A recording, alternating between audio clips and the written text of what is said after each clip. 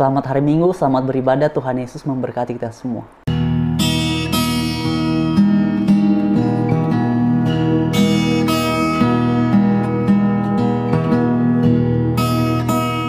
Shalom, selamat siang dan Tuhan Yesus memberkati kita semua.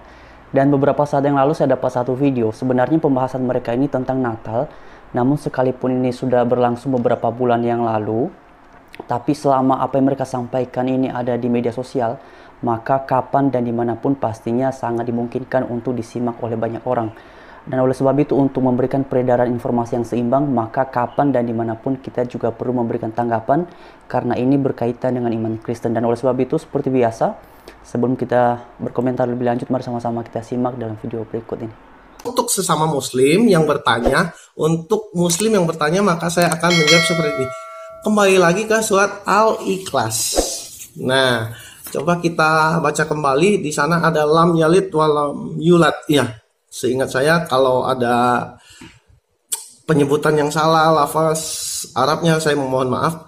Lam yalid walam yulad, di situ diartikan Tuhan tidak beranak dan diperanakkan.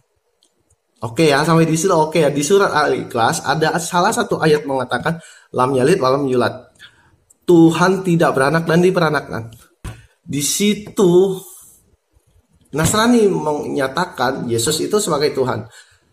Kita sebagai seorang Islam, menurut saya pribadi, ini pendapat saya,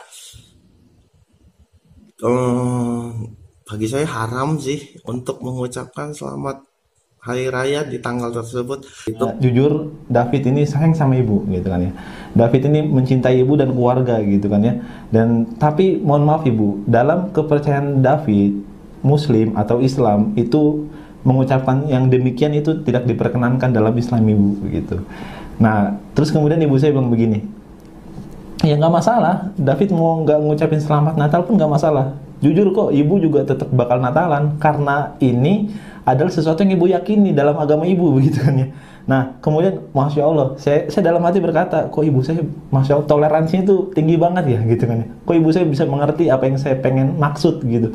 Nah, saya berpikir bahwa saya nggak ada masalah sama ibu saya, gitu kan ya. Dan kalau kita lihat hukumnya mengucapkan selamat Natal itu sudah jelas ya, dalam Islam itu tidak diperkenankan atau bahkan haram, gitu kan, untuk mengucapkan selamat Natal kepada orang-orang yang beda keyakinan dengan kita, karena itu menyangkut dengan akidah, gitu kan ya. Ketika kita mengucapkan selamat Natal, sama saja kita mengatakan bahwa Tuhan itu punya anak, gitu kan ya. Sedangkan Allah Subhanahu wa taala mengatakan dalam Al-Qur'an bahwa sungguh telah kafir orang-orang yang mengatakan bahwa Isa ibnu Maryam itu adalah anak Tuhan. Nah teman-teman, itulah cuplikan videonya. Jadi seperti yang saya bilang tadi di awal, sekalipun mereka ini berbicara tentang Natal, tapi selama pernyataan mereka ini ada di media sosial manapun, maka sangat dimungkinkan ini akan ditonton kapan dan di mana saja. Oleh sebab itu, mari kita tanggapi. Dan pertama, mengenai pernyataan mereka, kalau misalnya sesuai dengan apa yang mereka yakini, yang mereka imani dalam keyakinan mereka sekarang, yaitu dalam agama Islam, bahwa tidak boleh mengucapkan selamat pada hari raya agama tertentu, dalam hal ini adalah terkait dengan Natal.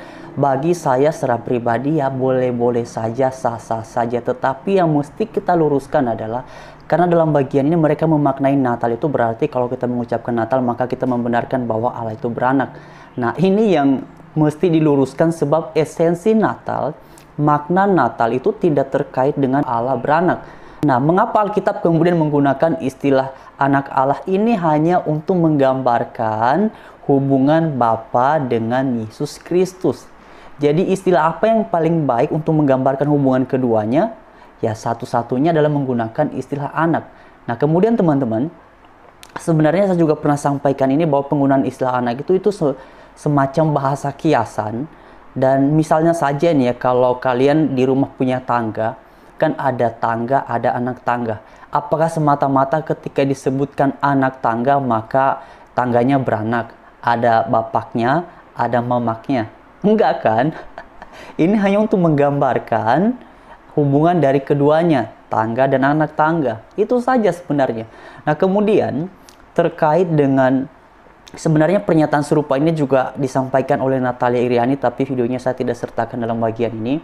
Karena saya pikir ini sudah cukuplah 2 orang ini saja yang saya sertakan terkait dengan mereka yang salah mengerti tentang makna ataupun esensi dari Natal. Jadi kalau teman-teman memperhatikan di video-video sebelumnya, sebagaimana yang sudah kita bahas, bahwa esensi Natal untuk menghayati, untuk mensyukuri apa yang pernah Allah kerjakan dalam sejarah peradaban umat manusia, yang mana Dia tidak sekedar dalam artian kita punya slogan bahwa Allah kita adalah Allah yang kasih, tetapi ketika manusia berada dalam keberdosaan dan Dia hanya menonton dan tidak berbuat apa-apa. Tidak demikian, Allah kita tidak seperti itu. Justru karena Dia adalah Allah yang kasih, Allah yang sungguh-sungguh peduli terhadap setiap orang yang dikasihinya, maka Ia rela datang ke dalam dunia. Karena itulah kitab Yohanes pasal 3 ayat yang ke-16 berkata, karena begitu besar kasih Allah akan dunia ini, sehingga Ia mengaruniakan anaknya yang tunggal, supaya setiap orang yang percaya kepadanya tidak binasa, melainkan beroleh hidup yang kekal. Oleh sebab itu, pertanyaan penting sebenarnya yang perlu kita sampaikan kepada para mualaf ini, tentu kita semua menyadari bahwa kita ini makhluk yang berdosa. Setiap harinya pasti kita bikin sesuatu yang bertolak belakang dengan apa yang kita imani, apa yang seharusnya Allah kehendaki sebagaimana kita percaya dalam masing-masing agama. Nah, sekarang pertanyaannya adalah, dalam kondisi yang demikian, apakah yang sudah Tuhanmu kerjakan, apakah yang sudah Tuhanmu lakukan sebagai wujud dari Ia benar-benar mengasihimu? Nah, dalam agama Kristen juga perlu saya luruskan ya, karena ini saya baca beberapa komentar dari teman-teman yang non-Kristen. Katanya kalau orang Kristen itu sudah betul-betul diampuni dosanya dan kemudian dipastikan masuk ke dalam kerajaan sorga, lalu untuk apa lagi berbuat baik? Nah, perhatikan, justru orang Kristen yang berbuat baik adalah menunjukkan pribadi yang demikian telah menerima kasih karunia Tuhan. Sebab Tuhan bilang, setiap orang yang sudah menerima pengampunan dosa, setiap orang yang sudah menerima kasih karunia, maka ia harus hidup sebagaimana yang Tuhan kehendaki. Dan salah satu yang Tuhan kehendaki ketika orang sudah menerima kasih karunia hidup kekal, ya hidup seperti yang Tuhan mau, mengasihi sesama, peduli terhadap orang yang membutuhkan, dan hal-hal baik lainnya sebagai bagian dari kami mengamalkan nilai-nilai iman dan juga mensyukuri apa yang sudah Tuhan berikan kepada setiap kami. Jadi para mualaf, ini yang harus Anda pikirkan sebenarnya. Ada nggak satu ayat dalam kitab sucimu yang memastikan bahwa dengan Anda beragama demikian, maka Anda dipastikan memperoleh hidup kekal? Ada nggak? Kalau dalam iman Kristen jelas, hidup kekal itu anugerah Tuhan semata-mata. Jadi sekali lagi saya sampaikan kepada teman-teman yang Kristen khususnya, mengenai makna Natal ini tidaklah seperti yang disampaikan oleh para mualaf ini, dan juga kepada teman-teman yang non-Kristen, makna Natal tidaklah seperti yang mereka sampaikan. Dan begini sebenarnya yang selalu saya ajak kepada teman-teman semua, bahwa kalau Anda mau berbicara tentang iman Kristen, maka bicaralah tentang iman Kristen itu sesuai dengan apa yang diyakini, yang dipercaya dalam agama Kristen. Jangan seperti yang Anda asumsikan, jangan seperti yang Anda selerakan. Sebab kalau Anda mau berdialog pun misalnya dengan orang Kristen, saya mau nih kalau berdialog dengan mereka berdua ini, kalau Anda mau berdialog dengan iman Kristen, maka ketika Anda memberikan sebuah argumentasi, itu harus punya relevansi dengan apa yang diyakini oleh iman Kristen, oleh orang Kristen. Kalau Anda memberikan sebuah argumentasi tetapi itu juga tidak diyakini oleh umat Kristen, itu menjadi tidak relevan. Maka untuk membuat sebuah argumentasi yang relevan, perhatikan dengan baik apa yang diyakini oleh umat Kristen, lalu bangun argumentasi dari situ. Oke teman-teman, sekian untuk segmen ini. Terima kasih. Tuhan Yesus memberkati kita semua. Haleluya. Shalom.